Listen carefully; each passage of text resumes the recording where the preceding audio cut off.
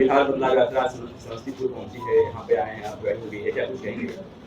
नहीं, समस्तीपुर में कोई पहली बार थोड़ी आ रहे हैं। बिहार बदलाव यात्रा के क्रम में आज तीसरी बार आ रहे हैं। तो जो तय हुआ है, हर 2 या 3 विधानसभा में एक सभा हम लोग करते हैं। इसलिए करते हैं कि जनसुराज का जो विचार है, प्रयास है, वो जन जन तक पहुँचे। साथ ही जो साथी पहले से हम मेहनत कर रहे हैं, जो संभावित प्रत्याशी हैं, उनके बारे में हम लोग जाकर जमीन पर समझ पाए, लोग उनके बारे में क्या सोचते हैं, वो कितना जमीन पर सक्रिय हैं। ये सिर्फ पटना में बैठकर सर्वे करके उनका निर्णय न हो, इसके लिए मैं व्यक्तिगत तौर पर भी वहाँ जाकर ये देखना चाह रहा हूँ। इसीलिए टोटल 100-125 सभा हो रही है। उसी क्रम में आज हम यहाँ उजियारपुर आए हुए हैं। सर, आपके साथ गया जी मिसबिहेव किया गया सर एक और नहीं, ये आपको सारा वीडियो अपलोड किया गया है, आप जाकर देख लीजिए। 20,000 से ज़्यादा लोग वहाँ पर थे और ज़्यादातर बच्चे, ज़्यादातर युवा वो जनसुराज के समर्थक थे। अब इतनी बड़ी सभा है, 20,000-25,000 में 10-20-50 लड़के खड़े हो जाएंगे किसी, उससे कोई दिक्कत नहीं है। और वो किसी दूसरे दल के भी अगर हैं तो बिहार के। और हमारी लड़ाई किसी दल से नहीं है, हमारी लड़ाई बिहार को बदलने के लिए है। हमारी लड़ाई इस बात के लिए है कि बिहार का युवा छठ के बाद बाहर न जाए, पलायन न करे।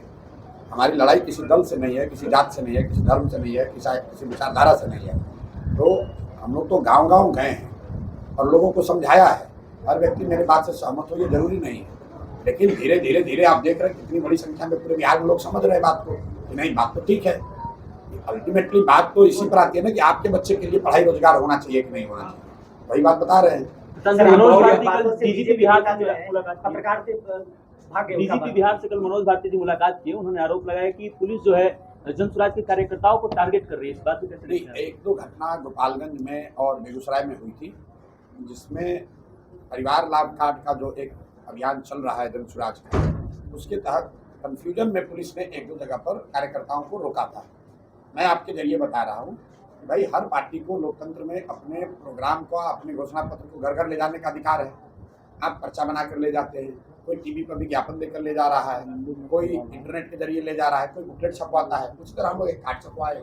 इसमें कोई ऐसी बात नहीं है जिसको लेकर कोई बहुत बड़ा हल्ला मचाने की जरूरत है। लेकिन चूंकि गाँव में ये स्थिति कहीं कंफ्यूजन हो गया, आधार कार्ड को लेकर हुआ। आधार कार्ड क्यों मांग रहे हैं? वो इसलिए मांग रहे हैं, ये परिवार लाभ कार्ड है, व्यक्ति लाभ कार्ड नहीं है। ये कहा जा रहा है कि भाई एक परिवार से एक आदमी को बनाइए, क्योंकि जनसुराज के जो 5 वादे हैं वो परिवार के लिए है कि आपके परिवार में जो बच्चा बाहर गया है वो छठ के बाद बाहर नहीं जाएगा रोजी रोजगार करने। आपके परिवार में अगर 2 वृद्ध हैं तो उनको दोनों को 2-2 हज़ार रुपया मिलेगा। आपके परिवार में अगर 2 बीघे की खेती होती है और आप धान गेहूँ छोड़कर अब लहसुन प्याज उगाना चाहते हैं तो आपको मजदूर मनरेगा के तहत मुफ्त मिलेगा। तो जो 5 वादे किए गए हैं वो परिवार के लिए वादे किए गए हैं और उसका असर देखिए। आज सरकार जो 20 वर्ष से नीतीश कुमार पेंशन 400 रुपये दे रहे थे, आज बिहार में महिलाओं को, वृद्धों को, दिव्यांगों को, विधवाओं को 1100 रुपये मिलने लगा। यही बात तो जनसुराज बता रहा है। जनसुराज जीते हारे वो छोड़ दीजिए, जनसुराज के प्रयास मात्र से 20 वर्ष में जो पेंशन 400 रुपया से बढ़कर 410 नहीं हुआ, वो 1100 हो गया। आशा वर्कर पटना गई, उन पर लाठी चला, आंदोलन हुआ, कुछ भी नहीं हुआ। जनसुराज के आते के साथ आशा का मानदेय बढ़ गया, रसोईया की सैलरी बढ़ गई। आज नीतीश कुमार कह रहे हैं हम हर महिला को 10,000 रुपया रोजगार के लिए देंगे। भाई जनसुराज ने कहा है कि हर महिला को, हर परिवार में जिसको भी रोजी रोजगार करना है, ये फॉर्मूला तो हम लोग दिए कि सरकारी नौकरी से नहीं होगा, सबको हाथ में पूंजी देना होगा और 10,000 देने से नहीं होगा। जनसुराज ने कहा है कि 5 लाख रुपए तक 4% ब्याज पर लोगों को पैसा मिलेगा। हम लोगों को अपने पैर पर खड़ा कराना चाहते हैं। पैसा सरकार से लेने का कोई मतलब नहीं है, लेकिन डर देखिए कि आज नीतीश कुमार 10,000 रुपये देने की घोषणा कर रहे हैं। तो बिहार में ये लोकतंत्र की ताकत है, लोगों की ताकत है। और यही बात जनसुराज बता रहा है कि वोट चाहे जिसको भी दो, अगर अपने भले के लिए दोगे, अपने बच्चों के लिए दोगे, अपने रोजगार के लिए दोगे, तो जो भी जीत कर आएगा वो तुम्हारे लिए कुछ ना कुछ करेगा। नीतीश कुमार भी कर रहे हैं और अभी तो शुरुआत है। नवंबर के बाद आप देखिएगा कि बिहार में लोगों की स्थिति कितनी बेहतर होती है। खजाना अब खुला है। ये लूट कर जो पैसा लोग भरे हुए हैं, कहता है पैसा नहीं है, 5-10 हज़ार रुपये कहाँ से दे रहे हो? अगर पैसा नहीं है तो अभी तक 400 रुपये दे रहे तो अब 1100 रुपये कहाँ से दे रहे हो? इसका मतलब है पैसा था, तुम लूटपाट कर रहे थे। अब जनता का दबाव हुआ है, जनता जगी है तो आपको देना पड़ रहा है। यही लोकतंत्र का तकाजा है, यही जनसुराज का प्रयास है। समर्थक हैं वो आपकी सुरक्षा की मांग कर रहे हैं आज। वैचारिक तौर पर मैं सुरक्षा लेने के विरोध में हूँ और मैं सरकारी सुरक्षा नहीं लेता हूँ, आज तक नहीं लिया है, आगे भी नहीं लेंगे, क्योंकि मेरा ऐसा मानना है कि जो सरकारी पद पर नहीं है उसको सरकारी सुरक्षा नहीं मिलनी चाहिए। तो मैं सरकारी पद पर हूँ नहीं, मेरी सुरक्षा की जिम्मेवारी बिहार सरकार की है। जैसे आपकी बिहार के हर युवा की सुरक्षा की जिम्मेवारी बिहार सरकार की है, वैसे हमारी सुरक्षा की जिम्मेवारी बिहार सरकार की है। और हमारी सुरक्षा है कि नहीं ये जनता के हाथ में, सरकार के हाथ में। हमको कोई डर नहीं है। आज मंत्रालय यदि देगा तो प्रसाद जी नहीं लेंगे। आपकी जानकारी के लिए ऑन रिकॉर्ड बता दें, जिस सुरक्षा के लिए यहाँ इतना लोग मारामारी करते हैं, 2 राज्य सरकारों से हमको Z+ सिक्योरिटी है, जाके देख लीजिए। बंगाल से Z सिक्योरिटी हमको मिली हुई है, हम सुरक्षा नहीं लेते। आज पटना हमको जरूरत नहीं है। परसों की बढ़ती लोकप्रियता कहीं ना कहीं लोगों के मन में लोग जानना चाहते हैं बिहार। भाई ऐसा है, अप्रिय घटना हो गई तो फिर अप्रिय घटना होगी तो सरकार जिम्मेवार होगी। सर ये घटना होगी, सवाल है सर। ऐसा है, अप्रिय घटना होगी तो सरकार जिम्मेवार है। भीड़ लग रही है, ट्रैफिक जाम हो रहा है, तो उसके लिए सरकार जिम्मेवार है। हम लोग तो, हम जब गांव में गए 10 आदमी थे तो भी यही बात कह रहे थे, आज 10,000 आदमी आ रहा है तो यही बात कह रहे हैं। ना उस समय सुरक्षा लेकर चलते थे, ना अभी सुरक्षा लेकर चल रहे हैं। सरकार पर है, समाज पर है। अगर आप उनको मारना चाहते हैं मारिए। आज पटना में भाजपा कार्यकर्ता और आपका नाम सुनते हैं वो पत्रकार को बाइक निधि और भाग गए। कौन? बिहार सरकार के एक मंत्री हैं। भाई आज पत्रकारों से भाग रहे हैं, कल जनता से भागेंगे, फिर अपनी गद्दी को छोड़कर भागना पड़ेगा। अगर आपने बिहार में लूटपाट किया है, आपने जनता का हक मारा है, जनता का पैसा लूटा है, जन स्वराज की व्यवस्था बनेगी, आपको जेल जाना ही पड़ेगा। आप कोई भी हो, और हम लोग छोटे मछली के चक्कर में नहीं हैं।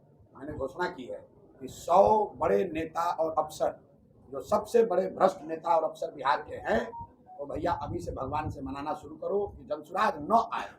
अगर जन स्वराज आया तो तुम्हारी लुटिया डूबी, तुम भी मारे जाओगे, तुम भी जाओगे जेल, और तुम्हारे संपत्ति से, तुम्हारे आने वाले पीढ़ी से बिहार से लूटा हुआ एक एक पैसा वापस वसूला जाएगा। आज पटना में भाजपा कार्यकर्ता और कांग्रेस कार्यकर्ता दोनों साथ जो सर उनके बारे में बहुत शब्दों का प्रयोग किया गया है, उसका विरोध करते हैं। बीच में हम लोग हमेशा ये करते रहे हैं कि राजनीति में भाषा और व्याकरण का जो स्तर है वो बिहार में हमेशा से नीचे रहा है, क्योंकि यहाँ पर ऐसा हम लोग मानते हैं कि जो शर्ट के ऊपर गंजी पहन ले उसी को हम लोग कहते हैं जमीनी नेता है। लालू जी ने कुछ भी कह दिया तो उसी को लोग बताते हैं यही जनता चाहती है। तो भाषा व्याकरण ये सब ध्यान रखना चाहिए। जो व्यक्ति भी पद पर बैठा है वो सिर्फ नरेंद्र मोदी व्यक्ति नहीं है, किसी दल के नेता नहीं, वो देश का प्रधानमंत्री है, देश के प्रधानमंत्री है। उनके माँ को गाली देना सार्वजनिक मंच से, ये कहीं से भी सही नहीं है। और अगर किसी ने दिया है तो उस पर कार्रवाई होनी चाहिए। जिसके मन से दिया गया है उनको माफी मांगनी चाहिए, नहीं करना चाहिए। आप राजनीतिक विरोध है, विरोध होना चाहिए। नरेंद्र मोदी जी के कार्यक्रमों का विरोध हम लोग कर रहे हैं, सभा से कर रहे हैं, रोज कह रहे हैं मोदी जी वोट बिहार में ले रहे हैं, फैक्ट्री गुजरात में लगा रहे हैं। आप विरोध जो है वो कीजिए, लेकिन किसी के माँ को, बाप बहन को गाली देना, खासकर कांग्रेस जैसे दल को, बिल्कुल शोभा नहीं देगा। कर रही है, लेकिन जिन जिन मुद्दों को लेकर के आपने घेराव किया था उस पर अभी भी सरकार कोई रुख नहीं अपना रही है, क्या बात है? सरकार तो भैया हम बिना घेराव किए हुए घिरी हुई है। सुबह से शाम तक उनको खाली इतना ही डर लग रहा है कि अब तो लग रहा है कि जमीन नीचे से खिसक गई। मैंने आपको फिर से गिनवाया, आप देखिए पिछले 1 महीने में जिन मुद्दों पर भी प्रशांत किशोर से एक बार भी किसी को डेलीगेशन भी मिला है जन स्वराज से, उसका काम हो गया। आशा वर्कर का मानदेय बढ़ गया, रसोईया की सैलरी डबल हो गई, पेंशन 400 से बढ़ के 1100 हो गया, 10,000 रुपया आज देने की उन्होंने घोषणा झूठी या सही या जरूर है, ये बात तो हम लोगों ने की। और मैं ये कह रहा हूँ कि आप इस पर खुश मत होइए, ये काफ़ी नहीं है। बिहार के लोगों का हक 10,000 रुपया और 1100 रुपया पेंशन नहीं है। आपका हक है पढ़ाई, आपका हक है रोजगार, आपका हक है दूसरे किसी राज्य से आगे बढ़ने का अधिकार और अपॉर्चुनिटी। वो जन स्वराज व्यवस्था खड़ा करके देगी। ऐसे कैंडिडेट है जो यहाँ पे आपको नजर में आ रहे हैं, क्योंकि आप उजियारपुर विधानसभा में हम बैठे तो हैं। कैंडिडेट नहीं खोजने आते हैं, हम तो जनता से मिलने आते हैं। कैंडिडेट लेकिन आज खोजने का जन तो- सैलाब देख करके कैसा लगा? आप बताइए, हम अभी आए थे पीछे बिथान में, तो बिथान में क्या इससे कम भीड़ थी? इससे ज्यादा लोग थे बिथान में। लेकिन उससे उजियारपुर पहले सिंधिया में आए थे, वो हवा कम भीड़ थी। भीड़ पैमाना नहीं है। टिकट सिलेक्शन के लिए पार्टी में एक व्यवस्था है, एक कमेटी है, वो चर्चा चल रही है, लोग उस पर प्रयास में लगे हुए हैं।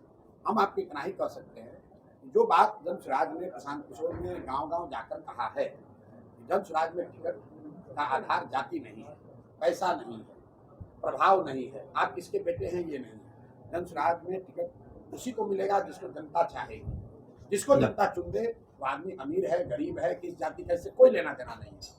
जिसको जनता चुन देगी वही जन स्वराज का उम्मीदवार हो जाएगा। आपकी सभा में अक्सर देखा जाता है, कहा जाता है आप जो हमको वोट नहीं चाहिए जी, और नेता आते हैं तो पूरा वोट मांगते हैं, आप क्यों नहीं मांगते हैं? वोट नहीं मांगते हैं क्योंकि हम आपको रास्ता बता रहे हैं कि बिना वोट मांगे आपका सब काम हो रहा है। अब हम क्या कह रहे हैं, वोट किसी को दो, आपका काम होगा ही होगा। आपका पेंशन बढ़ा कि नहीं बढ़ा? प्रशांत किशोर को, जन स्वराज को तो वोट लोगों ने नहीं दिया, अभी पेंशन बढ़ा कि नहीं बढ़ा? 10,000 रुपए का घोषणा हुआ कि नहीं हुआ? यही बात तो बता रहे हैं। मंदिर के लिए वोट दिए, मंदिर बन गया। प्रशांत जी, रोजगार के लिए वोट दोगे, रोजगार मिलेगा। वोट जिसको देना है दो। वोट किसको दोगे ये तो आदमी का, व्यक्ति का, समाज का निर्णय है। हम कौन है कहने वाले? भविष्य हमको का दो। बिहार प्रशांत किशोर कैसा देखना चाहते हैं? प्रशांत किशोर अगले 10 साल में बिहार को देश के 10 अग्रणी राज्यों में देखना चाहते हैं। इसको फिर से ज्ञान की भूमि के तौर पर देखना चाहते हैं। एक ऐसा बिहार देखना चाहते हैं जहां पर हम लोग के जीवन काल में दूसरे राज्यों के लोग आकर नौकरी मजदूरी करें, तब हम मानेंगे कि हम लोग के जीवन में, बिहार में विकास हो गया। प्रशांत की एक बातों से भी लोगों को असमंजस हो रहा है कि प्रशांत जी कहते हैं मंच से कि यदि हमसे भी कहीं गलती, अगर जन स्वराज से अगर कोई गलत उम्मीदवार खड़ा हो जाए उसको बिल्कुल हराइए। बिहार जीतना चाहिए, जन स्वराज जीते या ना जीते। कुछ लोगों ने कहा कि अगर आपको ये पहले से पता है तो आप गलत उम्मीदवार क्यों दीजिएगा? मेरे भाई, मैं आपको उदाहरण दे देता हूँ। सरकार IAS IPS का सिलेक्शन करती है, लाखों लोग एग्जाम देते हैं, सारी प्रक्रिया बनी है, फिर भी ज्यादातर जो आदमी सिलेक्ट होकर आता है वो घुसखोरी करता है, गलती करता है। प्रशांत किशोर और हमारे साथी कोशिश कर रहे हैं हम लोग कि अच्छे से अच्छे व्यक्ति को चुनाव लड़ाया जाए, लेकिन अगर उस प्रक्रिया से कुछ गलत लोग भी आ जाएं तो समाज की, आपकी जिम्मेवारी है कि वो आदमी चुनाव न जीते। जन स्वराज जीते या न जीते, बिहार जीतना चाहिए, और बिहार तब जीतेगा जब अच्छे लोग जीत कर आएंगे।